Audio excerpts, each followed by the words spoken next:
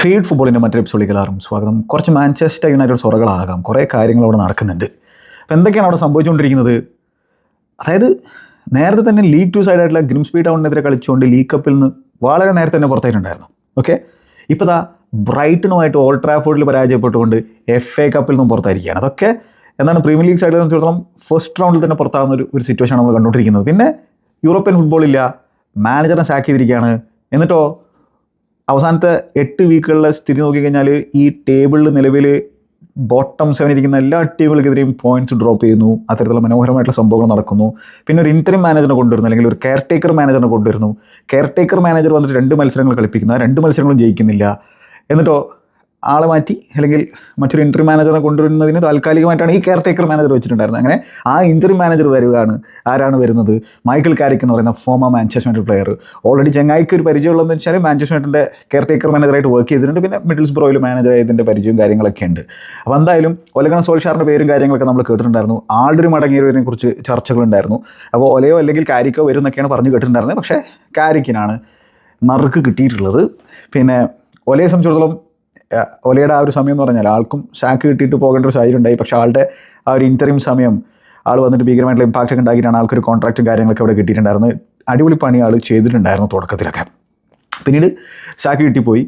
അപ്പോൾ അതിൽ തന്നെ ഒലയുടെ ആ ഒരു സമയത്തുള്ളൊരു പ്രത്യേകത എന്താണെന്ന് വെച്ചാൽ ആളുടെ ഈ കോച്ചിങ്ങും കാര്യങ്ങളൊക്കെ കൂടുതലും ഹാൻഡിൽ ചെയ്തിട്ടുണ്ടായിരുന്നത് മക്കേന എന്ന് പറയുന്ന ഇപ്പോഴത്തെ ഇപ്സ്വിച്ചിൻ്റെ മാനേജറാണെന്നുള്ളതാണ്.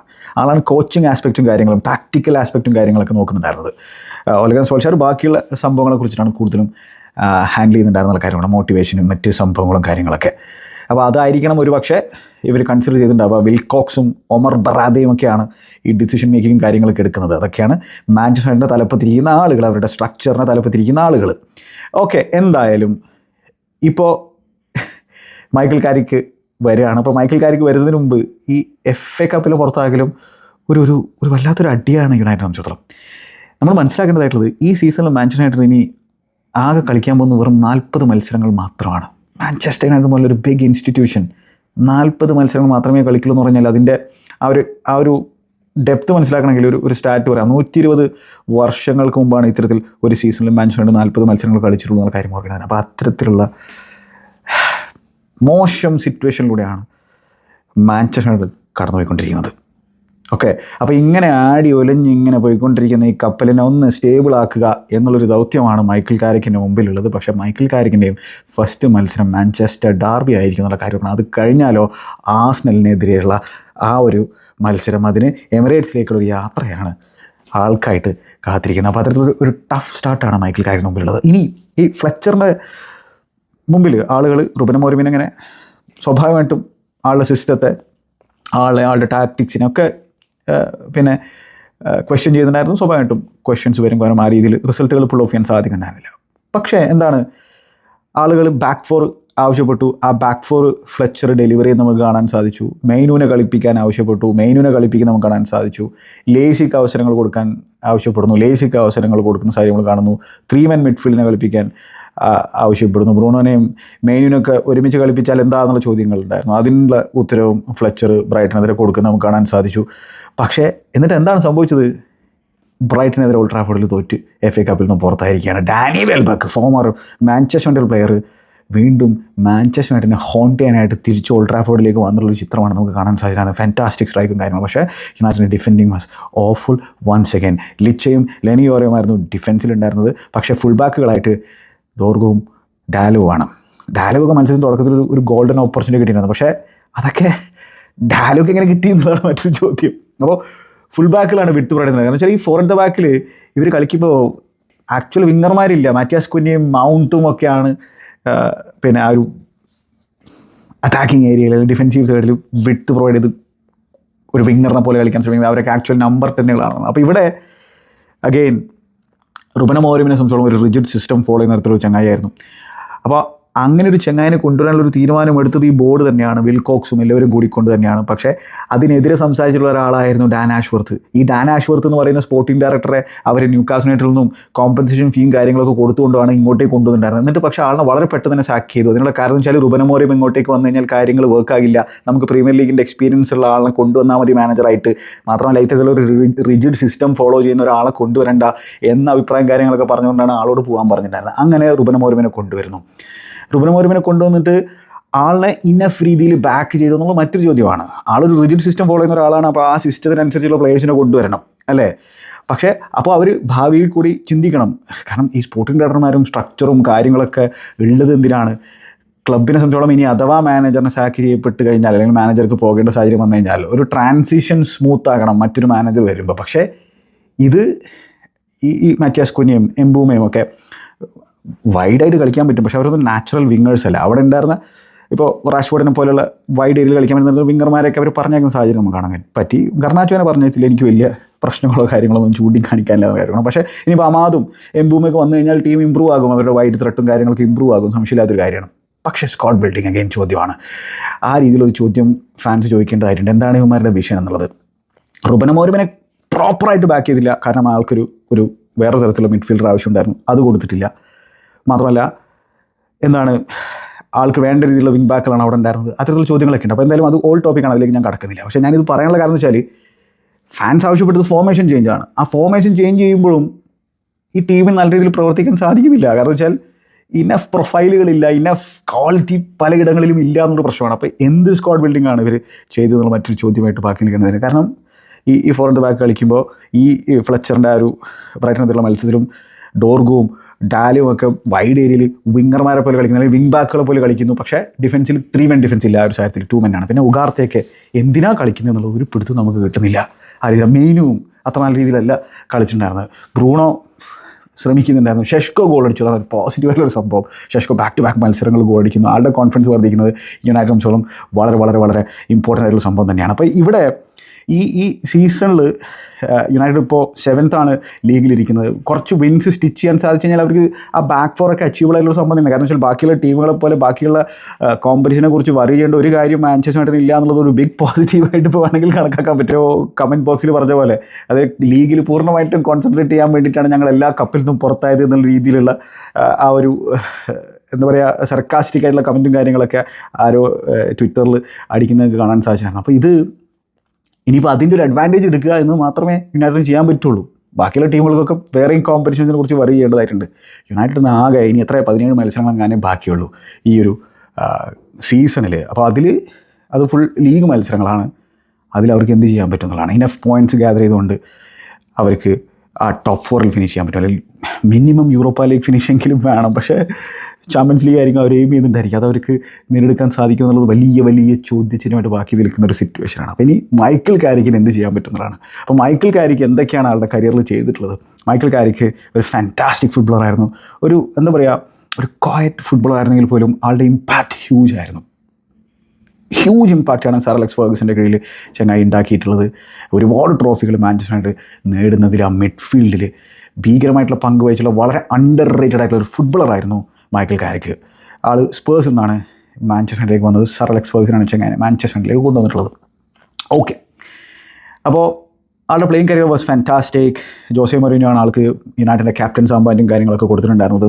അങ്ങനെ പിന്നീട് 2018 ചങ്ങായി റിട്ടയർ ചെയ്തിട്ട് ആൾ മാഞ്ചസ്റ്റർ യുണൈറ്റഡിൻ്റെ കോച്ചിങ് സെറ്റപ്പിൻ്റെ ഭാഗമായിട്ടൊക്കെ തുടരാൻ തന്നെ തീരുമാനിക്കുന്നു. പിന്നീട് ഒലെ ഗുണർ സോൾഷ്യാറിൻ്റെ ആ ഒരു കോച്ചിങ് സ്റ്റാഫിലും ആൾക്ക് ഇടം പിടിക്കാൻ സാധിച്ചിട്ടുണ്ടായിരുന്നു. അങ്ങനെ ഒലെ ഗുണർ സോൾഷ്യാറിനെ സാക്ക് ചെയ്തുള്ള സാഹചര്യത്തിൽ മാഞ്ചസ്റ്റർ യുണൈറ്റഡിൻ്റെ കെയർ ടേക്കർ മാനേജറായിട്ട് ചങ്ങായിയാണ് വന്നിട്ടുണ്ടായിരുന്നത്. ആ കെയർ ടേക്കർ മാനേജറായിട്ട് ആൾ വന്ന സാഹചര്യത്തിൽ 3 മത്സരങ്ങൾ മാഞ്ചസ്റ്റർ യുണൈറ്റഡ് കളിക്കുന്നു. ആൾ അൺബീറ്റൻ ആണ് എന്നുള്ള കാര്യം ഓർക്കേണ്ടതായിരുന്നു. അതിൽ തന്നെ ആഴ്സണലിനെതിരെയുള്ള ഒരു 3-2 വിജയം അവർ കരസ്ഥമാക്കിയിട്ടുണ്ടായിരുന്നു.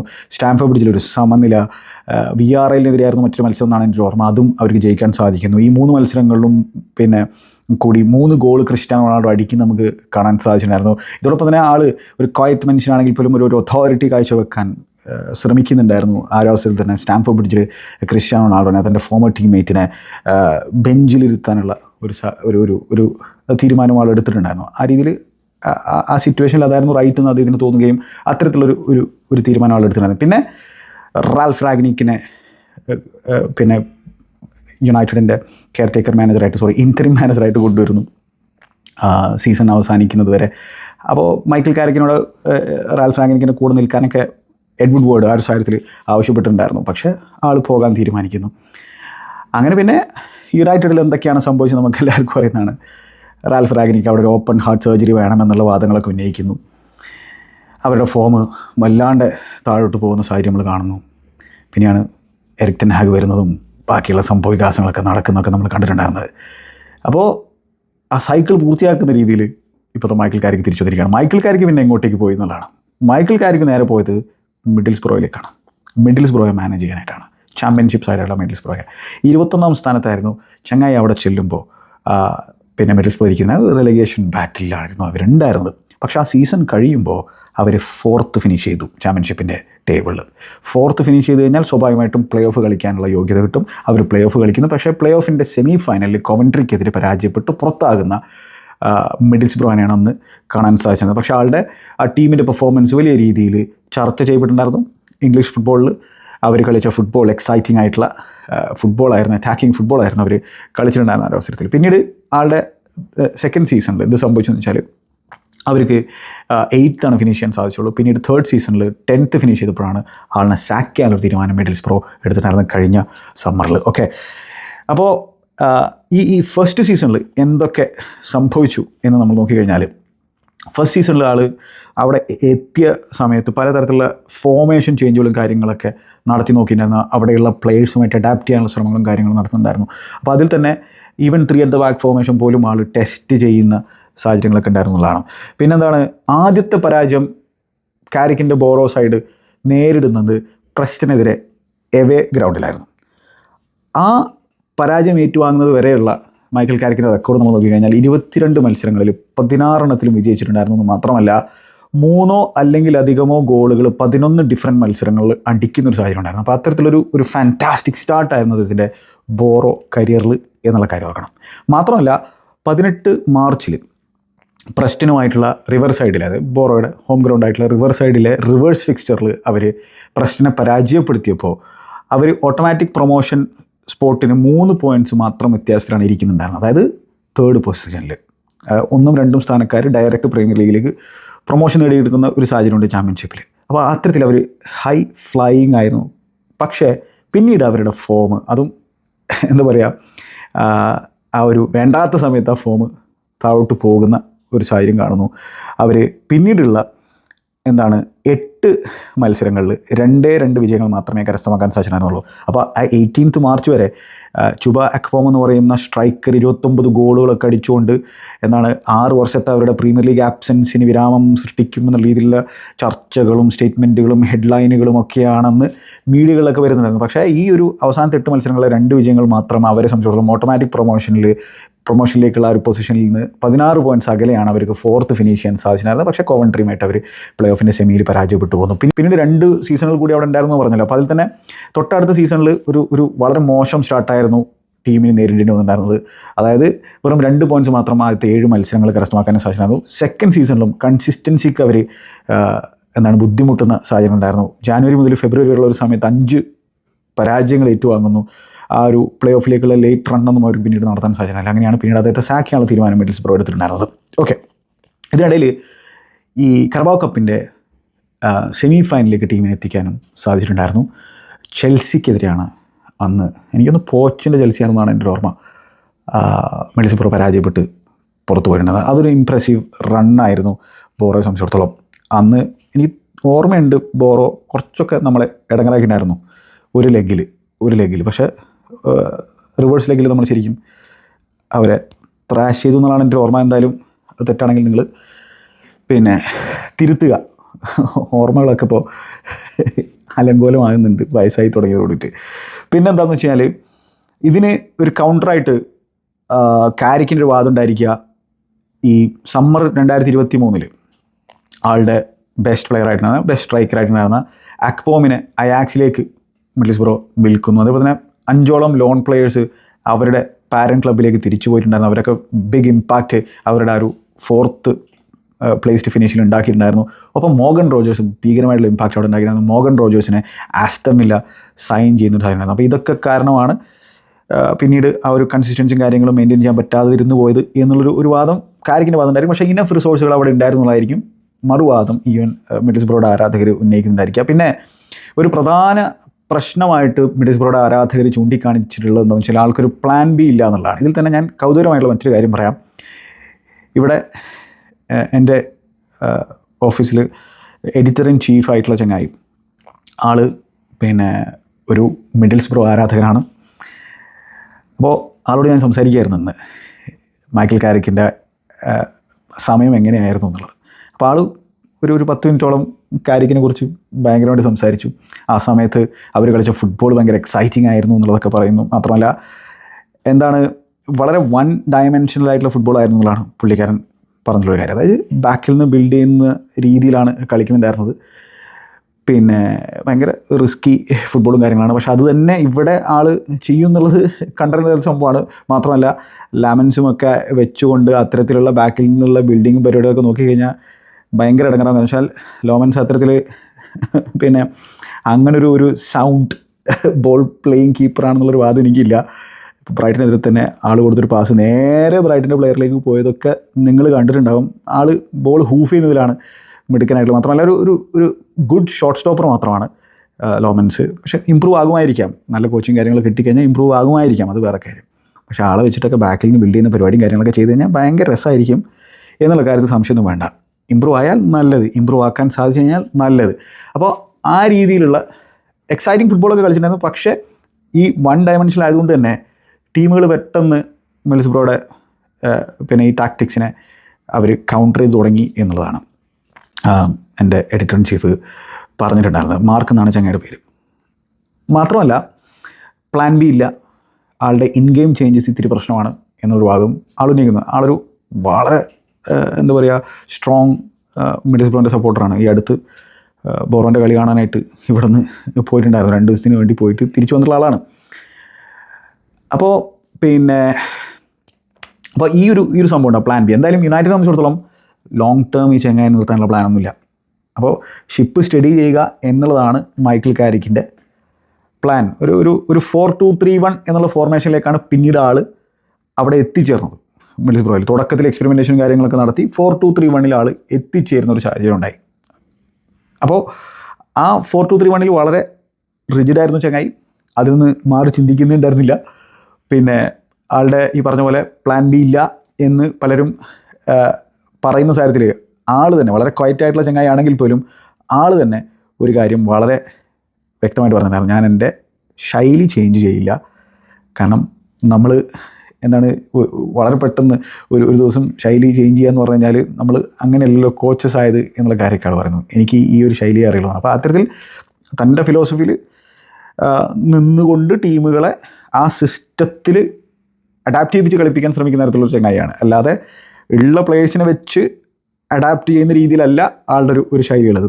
താൻ ബിലീവ് ചെയ്യുന്ന സിസ്റ്റത്തിലേക്ക് പ്ലേയേഴ്സിനെ കൊണ്ടുവരിക എന്നുള്ളതാണ് പുള്ളിയുടെ ഒരു ഉദ്ദേശമുള്ളത്. റുബൻ അമോരിമും ആ തരത്തിൽ അത് തന്നെയാണ് ചെയ്യാൻ ശ്രമിച്ചിട്ടുണ്ടായിരുന്നത്. പക്ഷേ ഇവിടെ ഈ പറഞ്ഞ പോലെ ഇതൊരു ഇൻറ്ററിം ജോബ് മാത്രമാണ്. അപ്പോൾ അതുകൊണ്ട് വലിയ തോതിൽ അതിനെക്കുറിച്ചൊന്നും ബോധർ ചെയ്യേണ്ട. പക്ഷേ യുണൈറ്റഡ് സംബന്ധിച്ചോളം ഈ സമയം വളരെ ഇമ്പോർട്ടൻ്റ് ആണ്.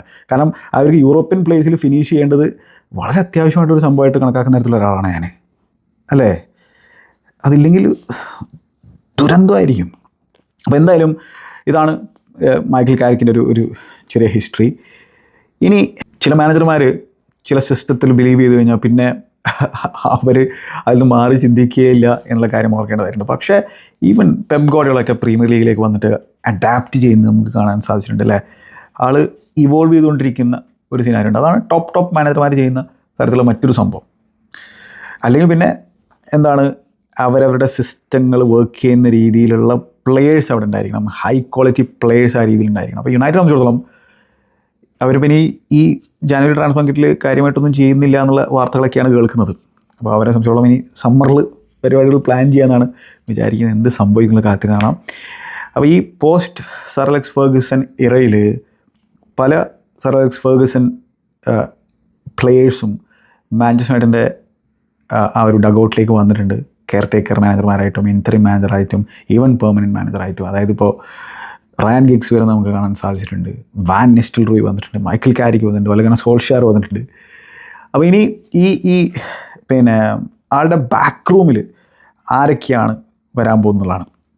ആളുടെ ബാക്ക് റൂം സ്റ്റാഫുകളായിട്ട് ആൾ കൊണ്ടുവരുന്നത് ജോണതൻ വുഡ്ഗേറ്റിനെ കൊണ്ടുവരുന്നുണ്ട്. അതേപോലെ തന്നെ പിന്നെ ഹോളണ്ടില്ലേ, ഫോമർ ഇംഗ്ലണ്ട് അസിസ്റ്റൻറ്റ് മാനേജറായിട്ടുള്ള ചങ്ങായി, ചെൽസിയിലൊക്കെ വർക്ക് ചെയ്തിട്ടുള്ള ചങ്ങായിയാണ്. ആളൊരു നല്ല ടാക്ടിക്കൽ നോളജുള്ള ഒരു കോച്ചാണ്. അപ്പോൾ ആളെ കൊണ്ടുവരുന്നുണ്ട്.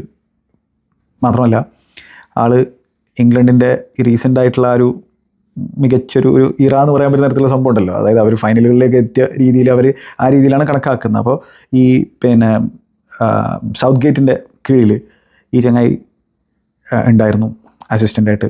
അപ്പോൾ ചില ആളുകളൊക്കെ വിചാരിക്കുന്നത് ഇനിയിപ്പോൾ 3D ചെസ്സാണോ മാഞ്ചസ്റ്റർ യുണൈറ്റഡിൻ്റെ ഓണർ കളിക്കുന്നത്, അതായത് ഇപ്പോൾ ഹോളണ്ടിനെ അങ്ങോട്ടേക്ക് കൊണ്ടുവന്നിട്ട് മെല്ലെ സമ്മറിൽ സൗത്ത് ഗേറ്റിനെ കൊണ്ടുവരാനുള്ള പ്ലാനാണെന്നുള്ളത്. സൗത്ത് ഗേറ്റിനെ കൊണ്ടുവരണമെങ്കിൽ ഇപ്പോൾ തന്നെ കൊണ്ടുവരാം, കാരണം ചില ആൾ പണിയില്ലാണ്ടിരിക്കുകയാണ്, അതിന് സമ്മർ വരെ വെയിറ്റ് ചെയ്യേണ്ട കാര്യമൊന്നുമില്ല. പക്ഷേ അത്തരത്തിലുള്ളൊരു ചർച്ചയും നടക്കുന്നുണ്ട് ഒരു മൂലയ്ക്കൂടെ ഈ ട്വിറ്ററിൽ നിന്നാണ്. ഹോളണ്ടിനെ കൊണ്ടുവന്നുകൊണ്ടാണ് അത്തരത്തിലൊരു ചർച്ച ഉടലെടുത്തിട്ടുള്ളത്. എന്തായാലും ഇത് അത്ര നല്ല സമയമല്ല യുണൈറ്റഡിനെ സംബന്ധിച്ചിടത്തോളം. പക്ഷേ അവരെ സംബന്ധിച്ചിടത്തോളം കുറേ നാളായിട്ട് അത്ര നല്ല സമയമൊന്നുമല്ല. ഇപ്പോൾ മാഞ്ചസ്റ്റർ യുണൈറ്റഡിനെ പോലെയുള്ള ഒരു ജൈജാന്റിക് ഇൻസ്റ്റിറ്റ്യൂഷൻ ഈ രീതിയിൽ ഇങ്ങനെ ഒരു മെസ്സായിട്ട്, ഒരു സർക്കസായിട്ട് ഇങ്ങനെ പോയിക്കൊണ്ടിരിക്കുന്നത് അത്ര നല്ലൊരു കാഴ്ചയല്ല ഫുട്ബോൾ ലോകത്ത്, ഫുട്ബോൾ ആരാധകർക്കിടയിൽ എന്നുള്ള കാര്യം സംശയം വേണ്ട. ശരിയാണ്, റൈവൽറീസും കാര്യങ്ങളൊക്കെ ഉണ്ട്. പക്ഷേ ഇതെന്താണ്, ഗ്ലേസേഴ്സിനെ സംബന്ധിച്ചിടത്തോളം ആകെ അവിടെ നിന്ന് പൈസ അടിച്ച് മാറ്റി കൊണ്ടുപോകുക എന്നുള്ള ചിന്ത മാത്രമേ ഉള്ളൂ. വേറെ ഡിവിഡൻസുമായിട്ട് വീട്ടിൽ പോവുക എന്നുള്ള ചിന്ത മാത്രമേ ഉള്ളൂ. ഇപ്പോൾ ഫുട്ബോളിംഗ് ഓപ്പറേഷൻസ് ആയിട്ട് അവന്മാർ കൊണ്ടുവന്നുള്ളത് ഇനിയോസിനെയാണ്. ഇവന്മാർക്കും വലിയ പണിയൊന്നും അറിയില്ല എന്ന രീതിയിലാണ് കാര്യങ്ങൾ കൈകാര്യം ചെയ്തുകൊണ്ടിരിക്കുന്നത്. സർക്കസാണ്. ഇനി എന്താണ് ഇവന്മാർ ചെയ്യാൻ പോകുന്നത് കണ്ടറിയേണ്ട തരത്തിൽ സംഭവം തന്നെയാണ്. മാഞ്ചസ്റ്റർ ഡാർബിയാണ് മൈക്കിൾ കാരിക്കിനായിട്ട് കാത്തിരിക്കുന്ന സംഭവം. അപ്പോൾ എന്തായാലും ആഫ്കോണിലേക്ക് പോയിട്ടുള്ളവന്മാരൊക്കെ തിരിച്ചു വരുന്നുണ്ട്. അപ്പോൾ ആ രീതിയിൽ കുറച്ച് പോസിറ്റീവായിട്ടുള്ള ഒരു സംഭവമുണ്ട് യുണൈറ്റഡ് സംബന്ധിച്ചോളം. കാരണം എംബൂമോ ഒക്കെ തിരിച്ചു വരുന്നത് ഹ്യൂജ് പോസിറ്റീവായിട്ടുള്ള സംഭവമാണ്. കാരണം എംബൂമോയുടെയൊക്കെ സൈനിങ് ഒരു എന്താ പറയുക, പോസിറ്റീവായിട്ടുള്ളൊരു സൈനിങ്ങാണ്. ഷെഷ്കോ കുറച്ച് ഗോളുകൾ അടിക്കുന്നതും ആൾ കോൺഫിഡൻസ് വർദ്ധിപ്പിക്കുന്നതും പോസിറ്റീവായിട്ട് സംഭവമാണ്. പക്ഷേ യുണൈറ്റഡിൻ്റെ മിഡ്ഫീൽഡൊക്കെ ഉണ്ടല്ലോ, ബ്രൈറ്റനെതിരെയൊക്കെ കാണുമ്പോണ്ടല്ലോ സഹിക്കാൻ പറ്റുന്നുണ്ടായിരുന്നില്ല. അതേപോലെ തന്നെ ഡിഫെൻസും ഡോർഗും ഡാലും ഒക്കെ ഫുൾ ബാക്കിലായിട്ട് കളിക്കുമ്പോൾ അതിൻ്റേതായിട്ടുള്ള പ്രശ്നങ്ങളുണ്ടായിരിക്കും. എന്തായാലും മാഞ്ചസ്റ്റർ യുണൈറ്റഡ് ആരാധകരെ സംബന്ധിച്ചിടത്തോളം കളി കാണുമ്പോൾ ഡഗൗട്ടിൽ നമ്മുടെ ഒരു ചങ്ങായി ഉണ്ടല്ലോ എന്നുള്ളൊരു സുഖമെങ്കിലും ഉണ്ടായിരിക്കും ഇനി മൈക്കിൾ കാരിക്ക് അങ്ങോട്ടേക്ക് വരുമ്പോൾ എന്നുള്ളത് മാത്രമാണ് ഒരു ബിഗ് പോസിറ്റീവായിട്ടുള്ളൊരു സംഭവം. പിന്നെ ഹോപ്പാണ് എന്തെങ്കിലുമൊക്കെ ചങ്ങായിക്ക് ചെയ്യാൻ സാധിക്കുന്നത്. മിഡിൽസ്ബ്രോയിൽ ചങ്ങായി ചെന്നിട്ടുള്ള സാഹചര്യത്തിൽ ചെയ്ത രീതിയിലുള്ളൊരു പണിയാണ് ഇവിടെ ചെയ്യാൻ സാധിക്കുന്നതെങ്കിൽ ആ രീതിയിലുള്ളൊരു ലിഫ്റ്റ് ഇവർക്ക് കിട്ടിക്കഴിഞ്ഞാൽ അടിപൊളി. കാരണം ഈ പറഞ്ഞ പോലെ ആദ്യത്തെ 22 മത്സരങ്ങൾ 16 വിജയങ്ങളൊക്കെ മിഡിൽസ്ബ്രോയിൽ കരസ്ഥമാക്കാൻ സാധിച്ചിട്ടുണ്ട്. ഇവിടെ ഇനി 17 മത്സരങ്ങളെ ബാക്കിയുള്ളൂ. അതിൽ എന്ത് ചങ്ങായിക്ക് ചെയ്യാൻ സാധിക്കും എന്നുള്ളതാണ്. പിന്നെ അവിടുത്തെ പ്രശ്നം ഡീപ്ലി റൂട്ടഡാണ്, അല്ലാതെ കേവലം ഒരു മാനേജറിന് മാത്രം പ്രശ്നമല്ല എന്നുള്ളത് ഇതിനോടകം തന്നെ ഒട്ടുമിക്ക മാനേജർമാരുടെ ആരാധകർക്കും മനസ്സിലായിട്ടുള്ളൊരു കാര്യം തന്നെയായിരിക്കും. എന്തായാലും നിങ്ങളുടെ അഭിപ്രായങ്ങൾ കമൻറ്റ് ബോക്സിൽ രേഖപ്പെടുത്തുക. മറ്റേ അധ്യായത്തിൽ നമുക്ക് കൊണ്ട് കാണാം. Good bye.